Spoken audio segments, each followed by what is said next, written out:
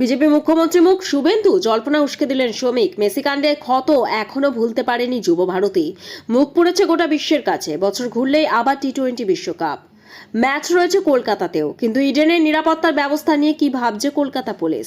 এদিন এ নিয়ে সাংবাদিকদের প্রশ্নের মুখোমুখি হয়েছিলেন কলকাতা পুলিশের কমিশনার মনোজ ভার্মা। তার স্পষ্ট কথা, ইডেন গার্ডেন্সে বিশ্বকাপের প্রস্তুতি শুরু হয়েছে। মিটিং করেছি, আমরা সব পয়েন্ট নোট করেছি। যারা এর সঙ্গে যুক্ত তাদের সঙ্গে যোগাযোগ থাকবে। আগেও করেছি, ভালোভাবে হবে। এই প্রসঙ্গে উঠল শুভেন্দু শ্রমিকের যৌথ সাংবাদিক বৈঠকে।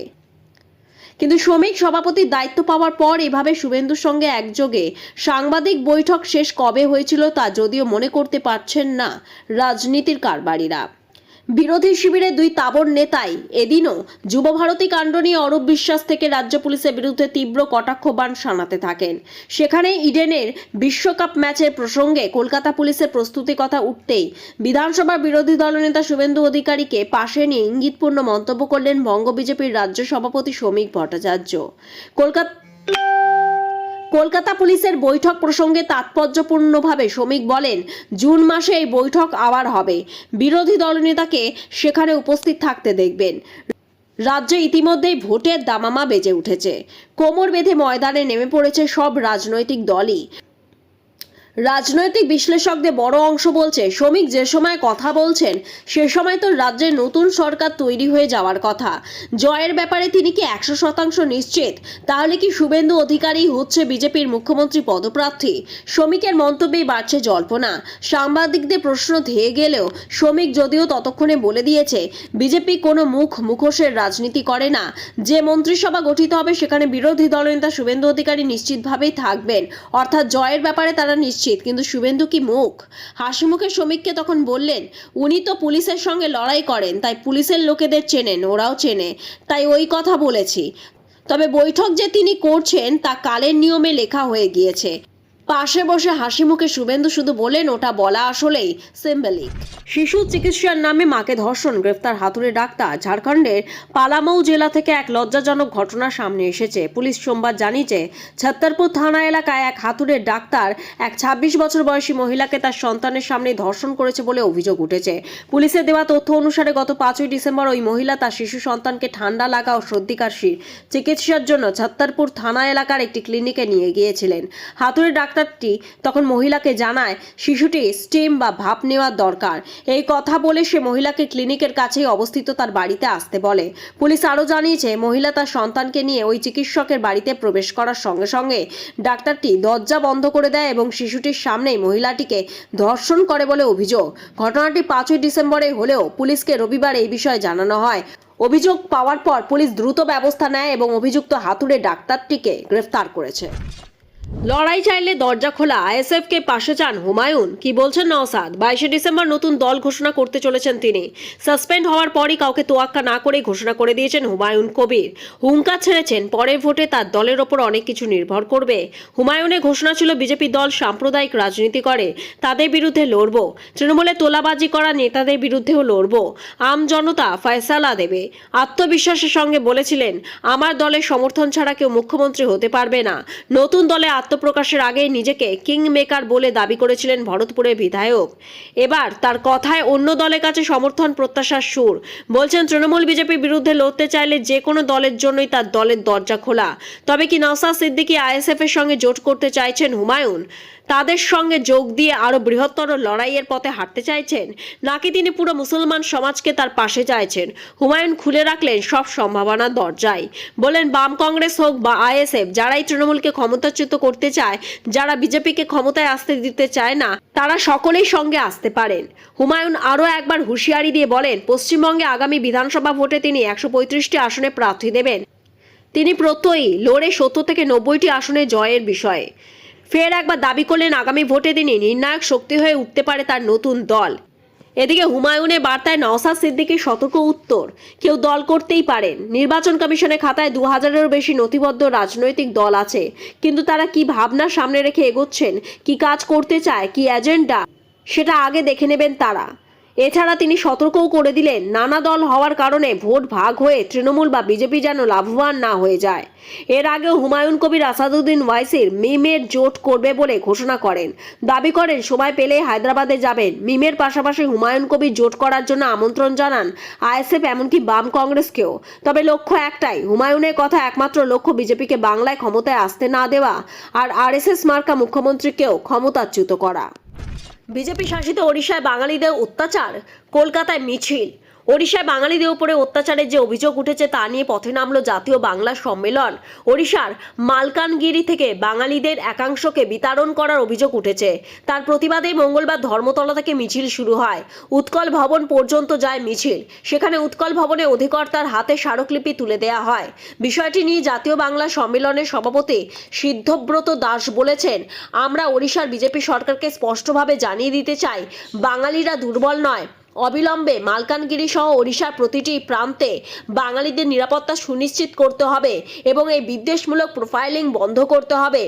সেই সঙ্গে তিনি বলেছেন, যদি ওড়িশা প্রশাসন এবং সেখানকার ক্ষমতাসীন বিজেপি সরকার অবিলম্বে এই বর্বরোচিত আক্রমণ বন্ধ না করে এবং দোষীদের দৃষ্টান্তমূলক শাস্তি না দেয়, তবে আমরা বৃহত্তর গণ আন্দোলনের পথে হাঁটতে বাধ্য হব। ওড়িশা সরকারের এই ব্যর্থতা এবং বাঙালি বিদ্বেষী মনোভাবের বিরুদ্ধে আমাদের সংগ্রাম চলবে। জাতীয় বাংলা সম্মেলনের তরফে দাবি করা হয়েছে, ওড়িশার বিজেপি সরকার এবং তাদের মদতপুষ্ট কয়েকটি উগ্র সাম্প্রদায়িক সংগঠন রাজনৈতিক স্বার্থে বাঙালিদের বাংলাদেশে অনুপ্রবেশকারী তকমা দিচ্ছে। বৈধ ভারতীয় নথিপত্র থাকা সত্ত্বেও বাঙালি শ্রমিক ও সাধারণ নাগরিকদের হেনস্থা করা হচ্ছে। এটি কেবল আইন শৃঙ্খলার অবনতি নয়, বরং এটি বাঙালিদের বিরুদ্ধে একটি সুপরিকল্পিত রাজনৈতিক ষড়যন্ত্র।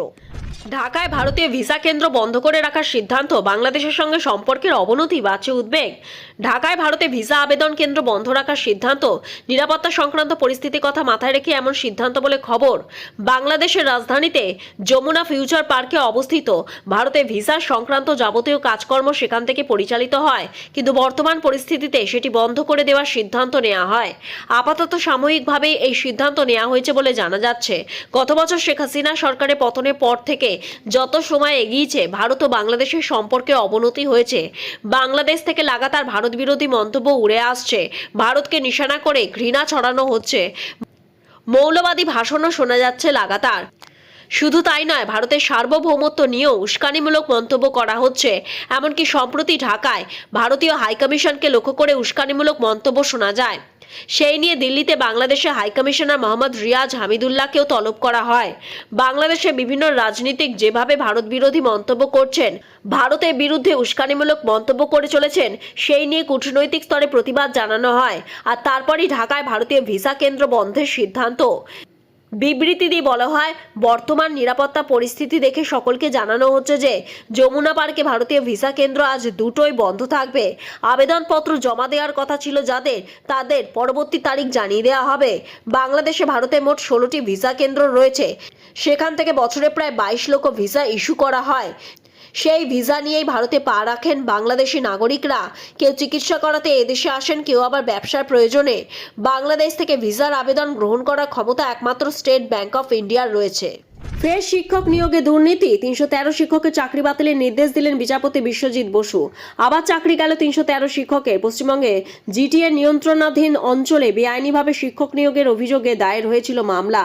সেই মামলাতেই এবার 313 জন শিক্ষকের চাকরি বাতিলের নির্দেশ দিলেন বিচারপতি বিশ্বজিৎ বসু। সেই সঙ্গে এই মামলায় সিআইডি তদন্ত চালিয়ে যাওয়ার নির্দেশ দিলেন বিচারপতি বসু। এই মামলাটি প্রথম বিচারপতি বিশ্বজিৎ বসু সিঙ্গেল বেঞ্চে বিচারাধীন ছিল। তখন মামলার প্রাথমিক পর্যায়ে তিনি সিবিআই অনুসন্ধানের নির্দেশ দেন। রাজ্য এই রায়ের বিরোধিতা করে। ডিভিশন বেঞ্চ ও বিচারপতি বসুর রায় বহাল রাখে। তখন রাজ্য সুপ্রিম কোর্টের দ্বারস্থ হয়। শীর্ষ আদালত সিবিআই তদন্তের নির্দেশটি খারিজ করে দেয়। তারপর সুপ্রিম কোর্ট মামলাটি ফিরিয়ে দেয় হাইকোর্টে। এরপর ফের বিচারপতি বিশ্বজিৎ বসুর এজলাসেই ছিল শুনানি।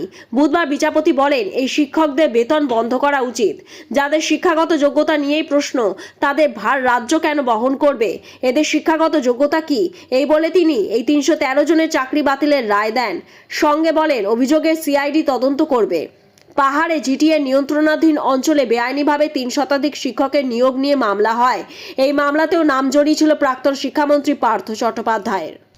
সেভেন সিটার্সকে আলাদা করবে, বাংলাদেশি নেতার হুমকির পরই কড়া পদক্ষেপ ভারতের। মুখে বড় বড় বলি, বিজয় দিবসের আগের দিনই ভারতে সেভেন সিটার্স আলাদা করে দেওয়ার হুমকি বাংলাদেশি নেতার।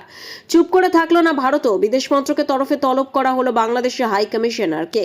ভারতীয় হাই কমিশনকে হুমকি এবং দেশবিরোধী উস্কানিমূলক মন্তব্যেরও তীব্র প্রতিবাদ করা হয়েছে ভারতের বিদেশ মন্ত্রকের তরফে। ভারত না থাকলে পাকিস্তান থেকে স্বাধীনতা অর্জন সম্ভব হতো না বাংলাদেশের, একথা ভুলতে বসেছে পড়শি দেশ। এর মধ্যে বাংলাদেশি নেতাদের উস্কানিমূলক হুমকি। বিজয় দিবসের আগের দিন ঢাকায় এনসিপি নেতা হাসনাত আব্দুল্লাহকে বলতে শোনা যায় সেভেন সিটার্সকে আলাদা করে দেওয়ার হুমকি। ইনকিলাব মঞ্চের আয়োজিত মিছিলে হাসনাত বলেন, ভারতের সব বিচ্ছিন্নতাবাদী শক্তিকে প্রয়োজনে বাংলাদেশে আশ্রয় দিয়ে সেভেন সিটার্সকে আলাদা করে দেব। যারা শেখ হাসিনাকে আশ্রয় প্রশ্রয় দিচ্ছে, অর্থ প্রশিক্ষণ দিচ্ছে, তাদের উচিত শিক্ষা দিতে হবে। সোশ্যাল মিডিয়ায় ভাইরাল এই মন্তব্য। হাসিনা সরকারের পতনের পর থেকেই বাংলাদেশ এমন হুমকি দিয়েছে একাধিকবার।